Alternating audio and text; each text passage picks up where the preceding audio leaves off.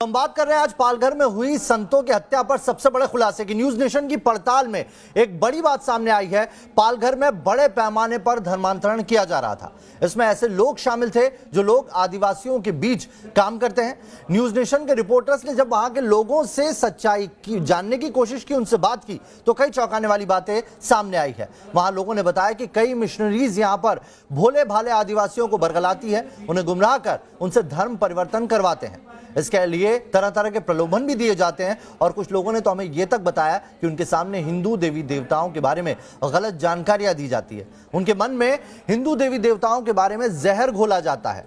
और इसीलिए हम जो आज खुलासा कर रहे हैं, जिसमें संत समाज ने भी जिन लोगों का जिक्र किया, जिनके नामों का जिक्र किया, उनके भी कई सामने आ रहे हैं। संत समाज ने पीएम को जो चिट्ठी लिखी, जिसमें जो फादर डिमेलो, प्रदीप प्रभु का जिक्र किया है, दीपक जी, हुसैन दलवाई उन पर कोई बात नहीं कहेंगे, कांग्रेस के ऊपर उनका कोई जिक्र नहीं कहेंगे, लेकिन वो थे कांग्रेस की कमेटी में, यूपीए में, वो एनएससी के अंदर थे। दीपक जी, हुसैन दलवाई साहब प्रदीप प्रभु के ऊपर कुछ नहीं कह रहे, लेकिन मैं एक छोटा सा सवाल एनालॉजी बताते हैं ना। जी दीपक जी, एक चीज बस दर्शकों को ये बता दीजिए, जो यूपीए के अंदर प्रदीप प्रभु जिस ग्रुप के सदस्य थे एनएससी के, वो कितना पावरफुल था और कौन उसके अध्यक्ष थे?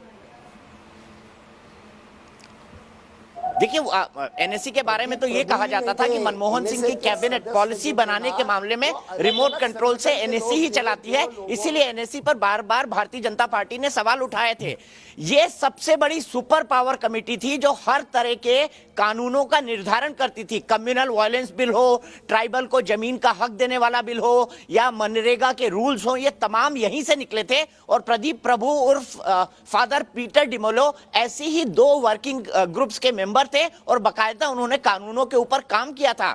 खुद यूपीए की चेयरपर्सन सोनिया गांधी इस एनएससी की देखरेख करती थी और 2004 से 2014 तक, जिसमें सबसे पहले वो कम्युनल वायलेंस बिल लेकर आए थे, जिस पर विश्व हिंदू परिषद, खासतौर पर विनोद बंसल बैठे हुए हैं, उन लोगों ने बड़ा ऐतराज जताया था। तो ये जो कनेक्शन है ना, ये कनेक्शन भी अपने आप में जब निकलकर सामने आया है तो चर्चा में जरूर आएगा। और इस एंगल की जांच होनी चाहिए कि वहां पर हिंदू देवी देवताओं के खिलाफ आदिवासियों को लगातार क्यों भड़काया जाता रहा था। जेएनयू के अंदर जो सुनाई देता है कि भाई महिषासुर हमारे भगवान है, दुर्गा माता नहीं, रावण हमारे भगवान है, राम नहीं, तो ये जो आदिवासियों को क्यों पढ़ाया जा रहा था, किस लिए पढ़ाया जा रहा था, और क्यों वहां पर लालच देकर क्रिश्चियन बनाया जाता था, ये कटु सत्य है जिसको ना हुसैन दलवाई इनकार कर सकते हैं, ना उद्धव सरकार इनकार कर सकती है। और पालघर से जुड़े हुए जितने भी लोग हैं वो इस बात को बहुत अच्छी तरह जानते हैं कि वहां के आदिवासियों को लालच देकर लंबे समय से उनका धर्म परिवर्तन कराया जाता रहा है। और अब वहां पर राजनीतिक परिस्थितियां बदल गई हैं।